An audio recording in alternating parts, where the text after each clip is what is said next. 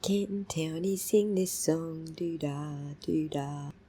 Can't corruption all day long, oh, do-da day.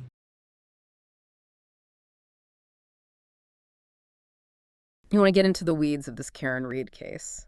Because we are going deep on this one today. Yeah, we're talking like motions to recuse the judge, even allegations of like prosecutorial misconduct, the whole 9 yards. It's like we're sifting through a legal thriller here, and we're going to try to separate fact from fiction as best we can. Okay, so you've really thrown us for a loop with this one. Yeah. You sent over a whole mountain of documents, motions, affidavits. Almost affidavits? I always get those mixed up. Affidavits, yeah. Affidavits, see.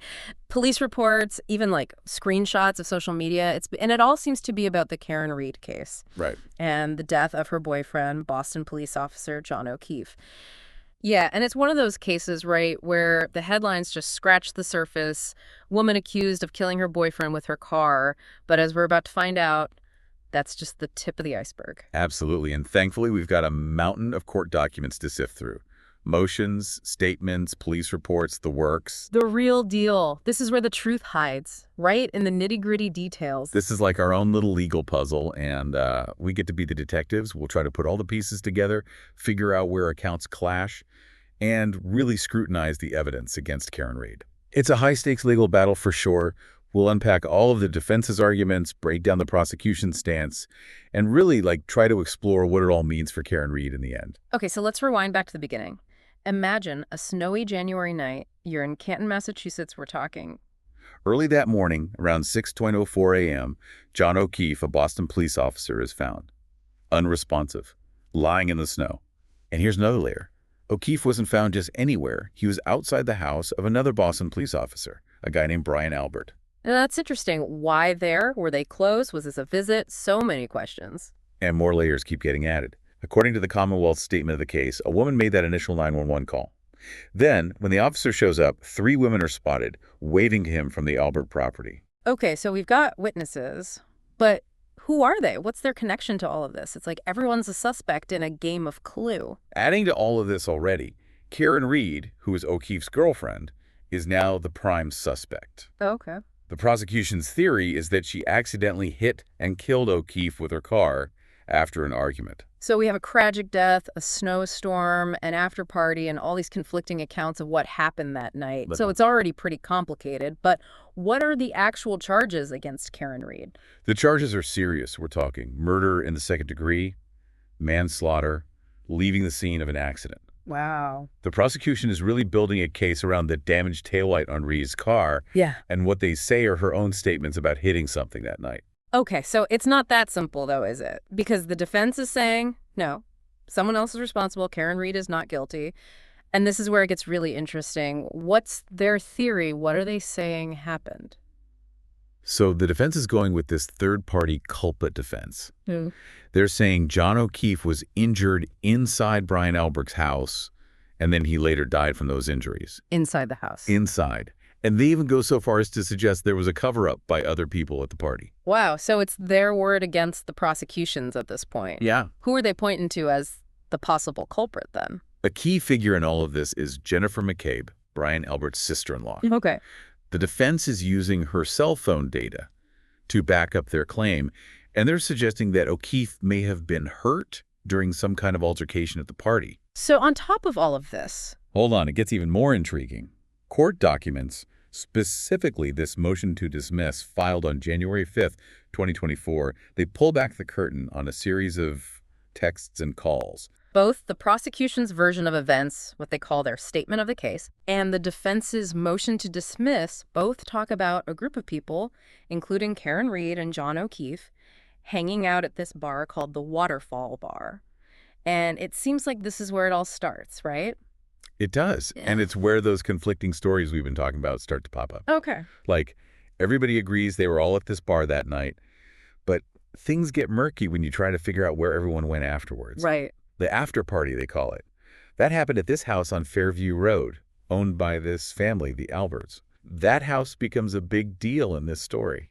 Okay, yeah. It's like everybody's playing a giant game of Clue. Right. they all agree they were at the waterfall bar, but the stories start to change when it comes to who went where afterwards, right? Exactly. So we've got this after party at the Alberts house, but the prosecution says that Karen Reed drove John O'Keefe there after the waterfall bar, and later that night, he ends up hurt out in the snow. Right. But the defense is waving their hands saying, wait a minute, there's way more to it than that. Okay. They keep pointing to these different stories from people who were there about who was actually at that after party. Some people say they saw Karen and John there, and some say they didn't. And the defense's point is that the prosecution is just picking and choosing which witnesses to believe, the ones who make Karen Reed look bad, while ignoring the ones who don't. Okay, so we've got this party, we've got people saying different things about who was there, and like right in the middle of it all is John O'Keefe, who ends up dead. So what happened? Are they saying somebody else did it? That's where it gets juicy. Yeah. The defense is being very careful to not say what they think happened that night, but they keep hinting that somebody else could be responsible for John O'Keefe's death. Okay. They call it third-party culpability. Okay. And they're basing this on? Well, they keep talking about the timeline. Okay. And specifically, these text messages and phone records between John O'Keefe and this other person, Jennifer McCabe, very early that morning. Wait, who is Jennifer McCabe? Good question. That's Brian Albert's sister-in-law. Okay, so now we're getting a glimpse into what led up to that morning. Communication is key here. This could help establish timelines and maybe even motives. At 12:14 a.m., just hours before O'Keefe is found, McCabe texts him where to. Right after that, a call. And they're talking about directions to the residence. Then, just 4 minutes later, O'Keefe calls her back. It's like they were trying to meet up, but something was off. Maybe the blizzard was already messing things up, you know, making it tough to find the place. Yeah, it was a big one for sure. And it doesn't stop there. A few minutes later, at 12:27 a.m., McCabe texts, here. Another call happens between her and O'Keefe at 12:29 a.m. Lots of calls back and forth, definitely a sense of urgency. Or maybe confusion. Something's up. At 12:31 a.m., McCabe texts O'Keefe, pull behind me. Then at 12:40 a.m., she texts, hello. Then where are you at 12:42 a.m.? At another hello, just a few minutes later. Whoa. Okay, so from 12:30 on, it's radio silence from O'Keefe. He's not responding. Right. Where's Karen Reed during all this? And why is McCabe so frantic? Right. It's like the tone completely shifts. And that's where things get even murkier. Because according to the Commonwealth's statement of the case, Karen Reed claims she dropped O'Keefe off at the Alberts house that night and that he wasn't hurt when she left him. But here's the kicker. The same document mentions damage to her Lexus SUV. Oh, and broken pieces of a taillight found near O'Keefe's body. Hold on. So if he wasn't hurt when she left him, how do they explain the busted taillight and the damage to her car? Something's not adding up. Not even close. And you want to understand how the defense is trying to get the, indictments against her dropped. Dismissed, right. And I gotta say, this stuff is fascinating. Yeah, there are some really interesting arguments in this stack of documents. Basically, the defense is claiming that not only did Karen Reed not kill John O'Keefe, but they're saying that the prosecution is being kind of shady with the evidence. Wow. Maybe even hiding stuff on purpose. Okay, so before we really dive into all this, can you give us a little, law school crash course? Sure. What are we even talking about when we say motion to dismiss? So a motion to dismiss basically asks the court to throw out the whole case before it even goes to trial. Okay. It's basically saying, hold on a minute, Your Honor, something's not right here. Gotcha. And in this case, the defense is using their motion to dismiss to argue that the prosecution's case is full of holes. Okay. They're saying that the witnesses don't agree, the evidence is weak, and maybe some of the investigators shouldn't even be involved. Okay, so, and we'll get into all of that, but to be clear here, Karen Reed, she's facing some pretty serious charges, right? Oh yeah, she was indicted for murder, manslaughter, and leaving the scene of an accident. All because John O'Keefe was found dead outside a house in Canton, Massachusetts, back in January of 2022. And just so we're all on the same page, when we talk about an indictment, we mean that a grand jury, which is just a fancy way of saying a group of regular people, looked at the evidence and decided there was enough to charge her with a crime. Exactly. And actually, that's a key part of what the defense is arguing here. They're saying that the prosecution might have, twisted the grand jury process by not showing them all the evidence or making it look like something happened that didn't actually happen. Oh, okay. And then, just when you thought it couldn't get any weirder, this motion for recusal gets filed on July 14th, 2023. That's where things take a hard left turn. It comes out that a federal agent, yes, you heard that right, a federal agent was at the bar that night with the Alberts, the McCabe's, and O'Keefe. A federal agent. Talk about adding fuel to the fire. Yeah. What was a federal agent doing hanging out with this group? And how does that even tie into all of this? It's the question, isn't it? And the motion for recusal doesn't stop there. It also alleges that Sean McCabe, one of the McCabes, suggests he was tight with the judge, the one overseeing this whole thing. And not just like, oh, we met once tight. He suggested he could sway her, maybe influence her decisions. Yeah, and if that's true, we've got a major problem. Talk about bias. Throws the whole fairness of the trial into question. The defense is making some pretty bold moves, legally speaking. Yeah. They're filing motions for both the judge's recusal and sanctions against the prosecution. Let's unpack these, starting with recusal. What are they asking for here? Basically, they're saying that the judge in this case can't be impartial and that she needs to step down. Okay, and why do they think that? Their argument hinges on statements that were made by Jennifer McCabe's husband, Sean McCabe. Okay. He's made a lot of public claims about his family's close relationship with the judge, Justice Kanan, and he's even implying that he could influence her decisions. Hold on, he's saying that he can influence a judge presiding over a murder trial. That's a serious accusation. It is. What kind of statements are we even talking about here? Well, he made some comments to an investigative reporter, insinuating this cozy relationship with Justice Kanan. He says, I just called in an order asking Judge Bev to institute a trial by combat order against you. They'll be coming to bring you to me any minute now, Clarence. Okay, that's not a joke anymore, right? That's a threat. Pure and simple. And considering everything else going on, it's terrifying. No kidding. It's like something out of a movie. Even went so far as to make threats against the reporter. What? And I quote, this is directly from the motion, he said, and I quote, Auntie Bev, whose seaside cottage do you think we're going to bury your corpse under? Oh my gosh, that's chilling. Yeah. I can see why the defense is concerned. Right. And they argue that these statements, whether true or not, just bluster, they still create this appearance of bias and really undermine public confidence in the judge's impartiality. So did Justice Kanan recuse herself?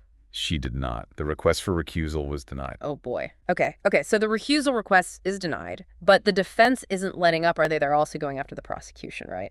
Right. They're claiming what's called prosecutorial misconduct, basically saying that the Norfolk County District Attorney's Office hasn't exactly played fair.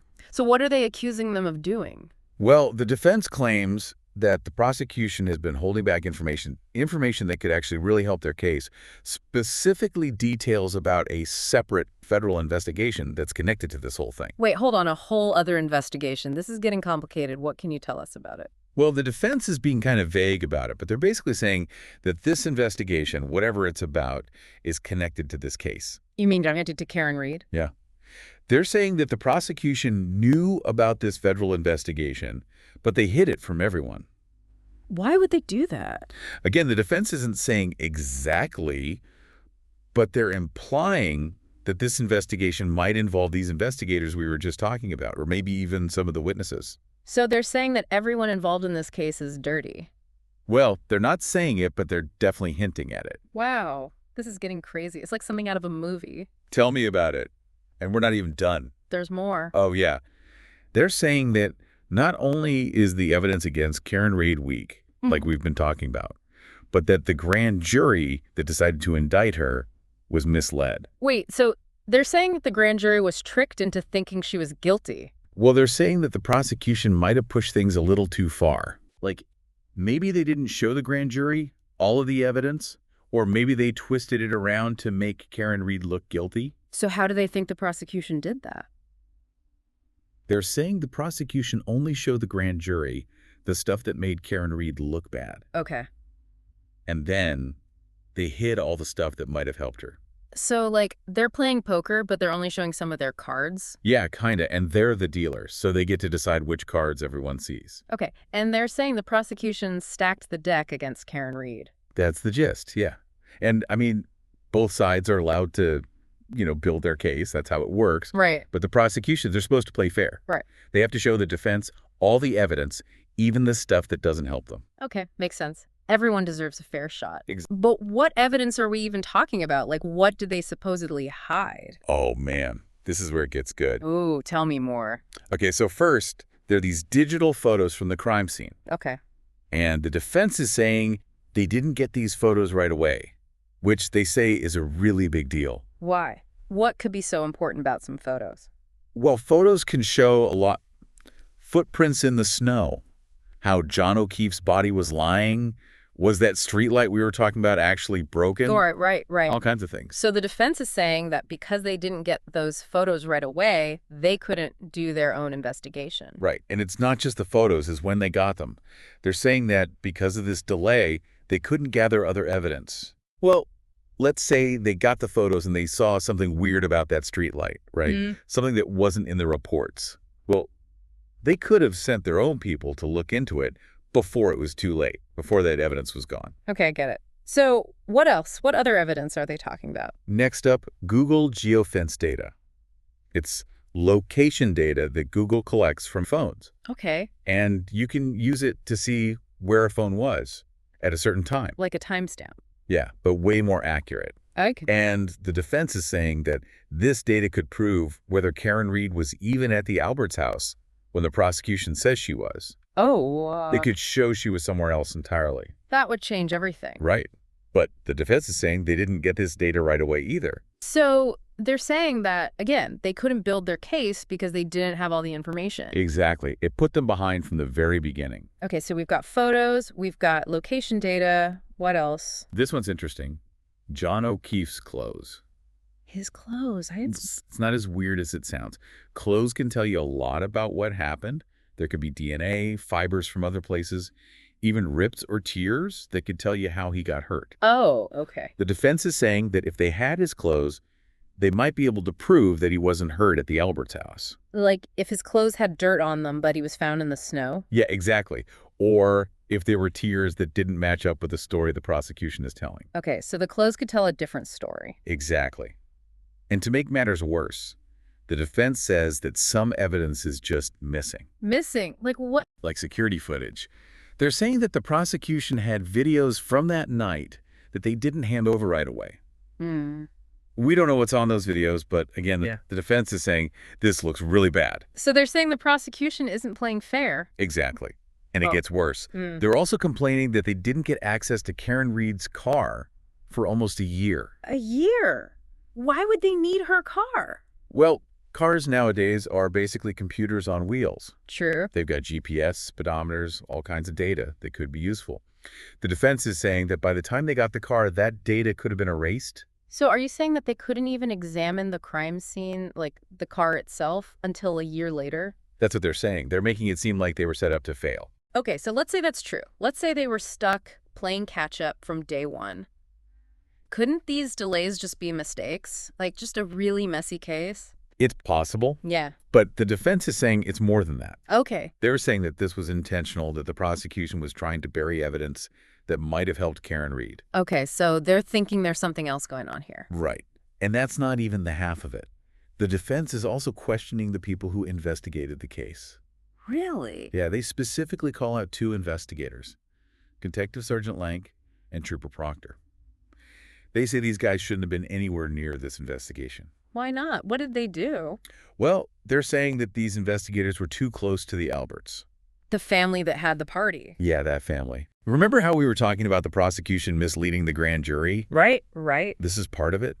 The defense says that Trooper Proctor, when he was talking to the grand jury, completely downplayed how close he was to this family. Okay, so how close are we talking here? Like, did they go to summer camp together or something? Think more like family friends. Okay. The defense showed the court social media posts, pictures, you name it.